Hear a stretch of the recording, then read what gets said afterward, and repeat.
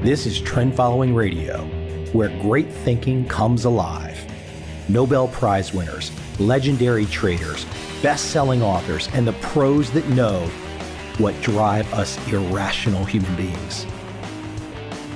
I am your host, Michael Covel. Not filtered, raw, honest. That's my passion.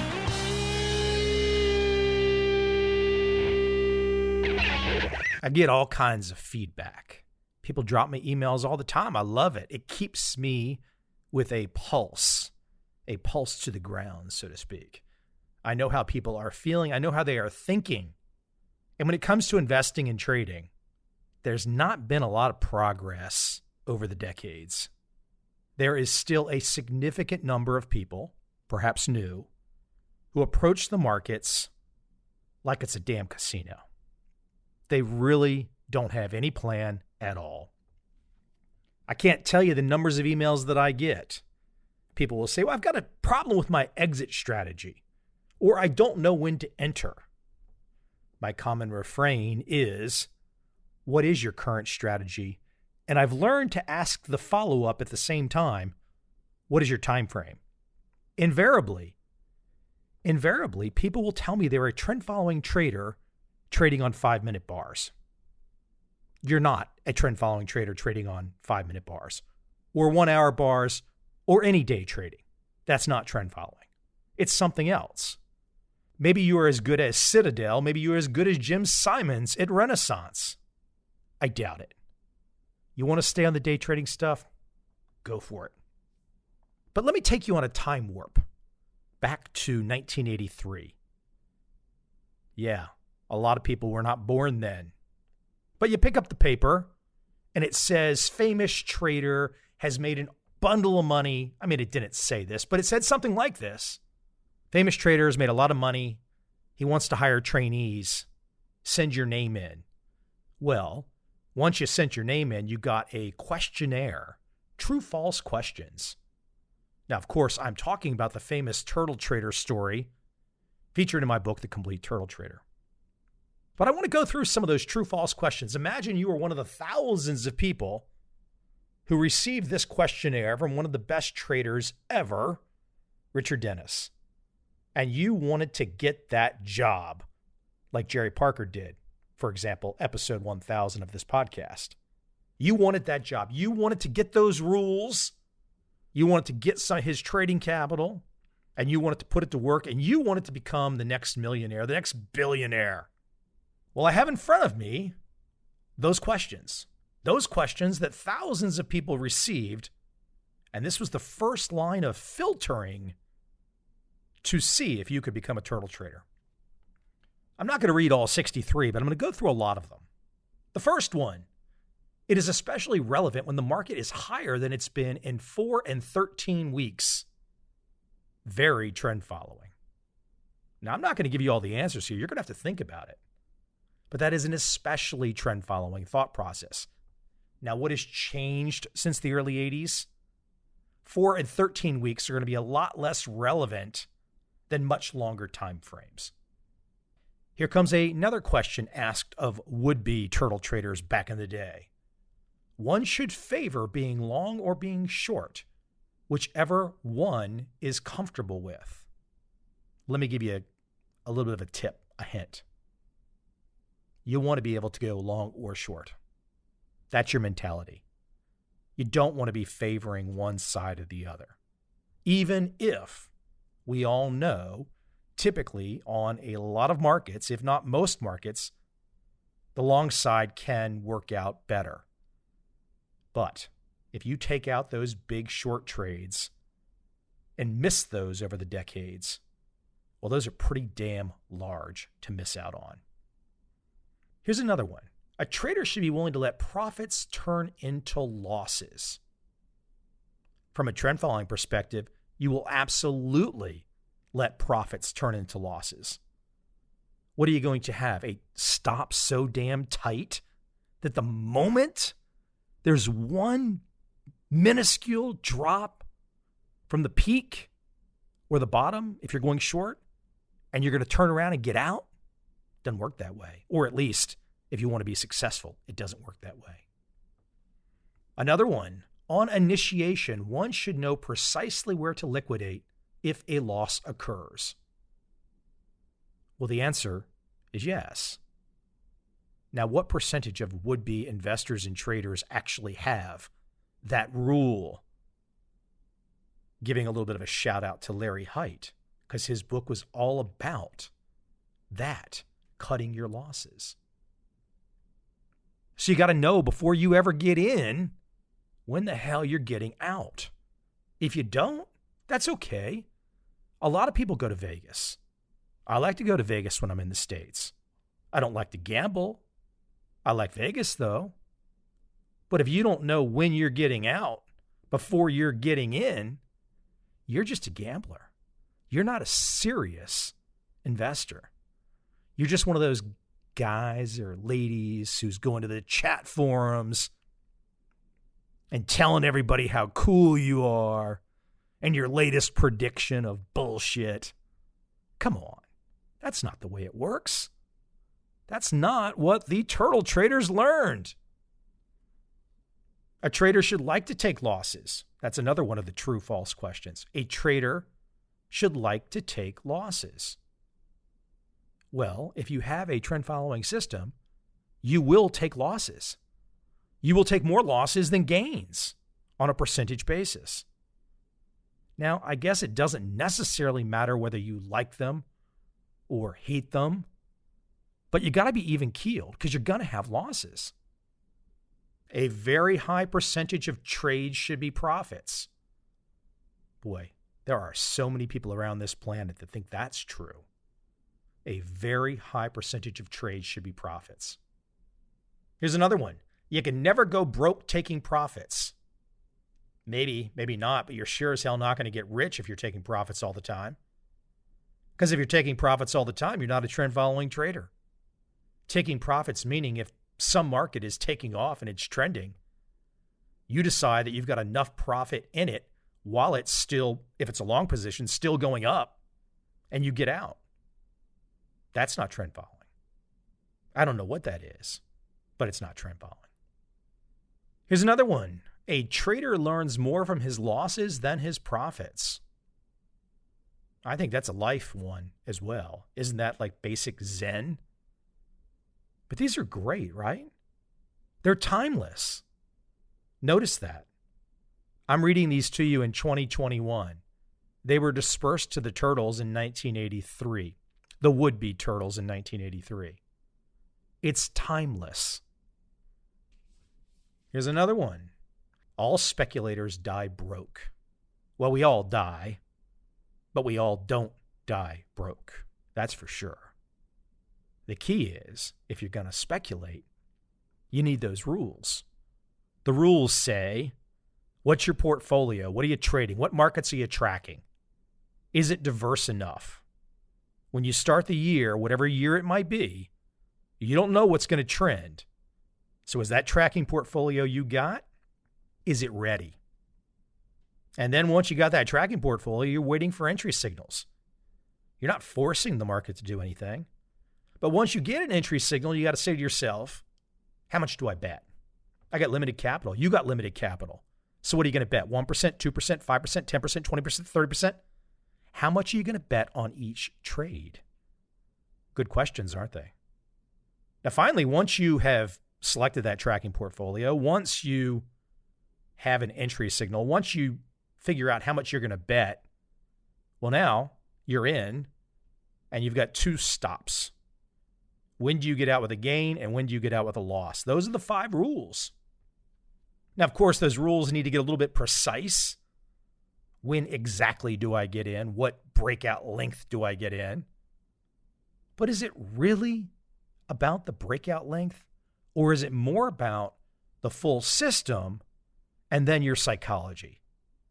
Meaning, do you know what you are supposed to do and are you willing to do it?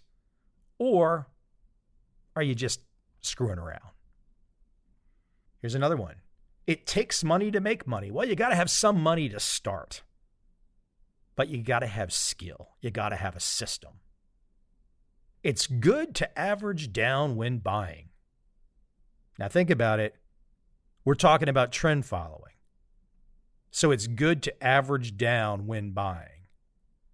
So the market is supposedly trending. You're supposedly taking a long position, but you're going to average down, which means the market is going down. And that's how you're accumulating a long position. Think about it. The market can be better understood through social psychology than through economics. Now, I've made this argument for a long time that people like John Henry, Bill Dunn, Richard Donchian, Richard Dennis, Bill Eckhart, these guys deserved, perhaps even more so, the Nobel Prize in behavioral finance, behavioral economics than Daniel Kahneman. They were living it for decades before his work. They were on the front lines. They don't get any of the big time credit. And that's no knock against Daniel Kahneman, who has been on this podcast, a great guest, a very wise man. But let's don't forget how important these traders were, especially trend following traders, in understanding the psychology of investors. Because that's the root of it. That's what we are trading. Yes, we're trading prices. But what are those prices? Those prices are a reflection of individual psychological makeups by the millions, if not billions. And all of those psychological makeups get rounded down to the price. But you got to know that. You got to believe that. Another one, luck is an ingredient in successful trading over the long run. Kind of a trick question. Luck is always important, but luck is not a system. You need a little of both. You need a system, but you need a little luck on your side. And let's face it, if we all play the game long enough and we're persistent, we're bound to have a little luck. However, again, the system itself is not luck. It's a system. It's a process. It's important to know what success in trading will do for you later in life. Man, if you're sitting there trying to trade and you're thinking about buying the Lamborghini that the .com guy or the day trading guy or the crypto guy is promoting that he just bought with his winnings, you're screwed. That just messes up that psychology that all those great traders that I just mentioned had figured out. It messes up completely the process versus outcome scenario. Volume and open interest are as important as price action. Now think about it. Trend following, price action. That's what you make your decisions off. What are the three most important indicators in trend following? Price, price, price. Not what the Fed chair says. Not what the CNBC hack says.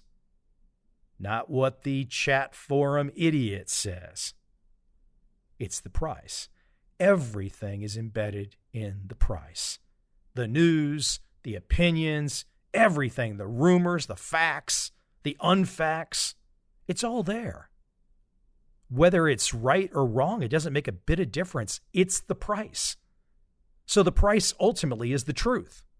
You can debate it, you can yell at it, you can scream at it, you can not like it. It's the truth. We're still a world, at least I like to hope for now, that's based on math.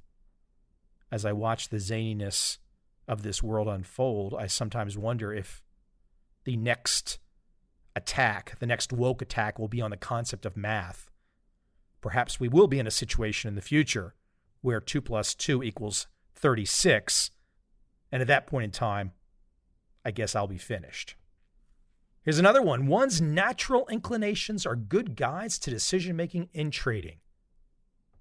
Think about it. Natural inclinations, fear, greed, insanity. I mean, look around the world right now at the response to the pandemic and tell me that there's something in observing all of that behavior that says to you, oh yes, that's wise, that's rational. Think about it. Here's another one. Almost all information about a commodity, and that could be a stock, a currency, whatever, almost all information about a commodity is at least a little useful in helping to make decisions. Almost all information? How the hell could you use almost all information? Now, mind you got to put yourself back in 1983 or, frankly, today in 2021. How could you use almost all information? I mean, let's say you want to become an expert on soybeans. Where do you start? How much information do you have to assemble? And then once you assemble it all, what do you do with it? Throw it into a blender and make a fundamental shake? Seriously, what do you do with all that information? It could be crypto. Let's say you are the Bitcoin expert and you have looked into every damn fact that you think you could possibly find about crypto. What do you do with it? How do you take all those disparate pieces of information and pull it together so you can make decisions? Well, you can't. All you can do is say, what's the price of crypto right now? Am I long, short, or out of it? That's it. Now, there are plenty of smart people that have been on the right side of this prediction, and they've made a bundle of money. Some of that is perhaps great foresight. Some of that is perhaps great luck. But at the end of the day, you don't trade Bitcoin or soybeans that way. You trade based on the trend of the price action. Now, again, there's like 60 of these, 63 or so, maybe more. But here's a last one that I really like. It's very simple sounding. Trends are not likely to persist. Trends are not likely to persist. It's the opposite. Trends persist. That's why this trend following thing works. Because you're not arguing with the trend. If the trend is going and you get on board, it's likely to persist. Now, it might not persist forever, of course, but that's not the point. Trends persist.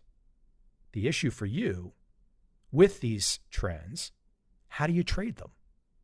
I mean, if you just look at like an empty blackboard up in the air, we can draw trends all day long, trend lines all day long. I'm going to buy at the bottom and sell at the top. No, you're not, unless you get lucky. What you're going to do is you're going to buy late into the trend and you're going to get out after it peaks. And what you're hunting for over this dispersion of trades that you make, what you're hunting for is the middle meat of a trend. You're not picking a bottom. You're not selling at a top. You're getting in late on the entry and you're getting out late on the exit. And you're ending up with the middle meat. In some ways, I could understand for people that are new to trend following. You might say, well, the phrase itself doesn't describe 100% accurately what's going on. Fair enough. I guess if you called it the middle meat trading style, that might be less interesting. I mean, conceptually, I think it's accurate to call it trend following. But this is what we're after. We're after for the middle meat in 35 or 40% of the trades. The rest are going to be, you take an entry, it goes the other way, and you lose a small amount of money and you get out. Can't get around that. That's back to Ed Secoda's Whipsaw song on YouTube. The simple brilliance of trading embedded in a fun folk song. Ed does it brilliantly. It's probably impossible to ever have another trading experiment like the turtle experiment. There was no social media back in the day, no instant communication. The turtles were held secretly, so to speak, in an office doing their trading for years, I think 3.5, 4 years. I don't think that's possible again. I don't think we're going to find somebody as benevolent as Richard Dennis to do what he did. Now, I don't know. Maybe he regrets it in some ways, but he did take his own money and his own rules, and he proved a point. And the point that he proved is a timeless one. Not only is it timeless about trend following, it's timeless about learning. So whatever you want to do, whether it's trading or something else, find the people that are really good at it. Find them. Go knock on their door. Do whatever you've got to do to get your ass in front of them. Now, if you really have nothing to offer them, they might not say yes to that meeting. But you have to get that meeting. You have to figure out how to do that. Because those other people that are ahead of you, they can help you. They can help you to learn something. They can help you to see more clearly. That's the trick. So we should all be thankful to Richard Dennis for his great trend-following experiment and his great nurture trumping nature experiment.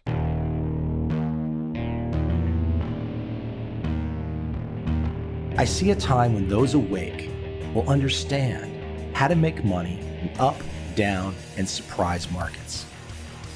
Whether new trader or experienced, college student or financial advisor, protecting against a crash or just trying to make a lot of money, trend following offers everyone an answer in uncertain times. To get started immediately, send me an email, michael@covel.com. I will send you the right trend following steps to take along with my free video. But if you want to buy and hold, trust the government and trust Wall Street, this is absolutely not for you.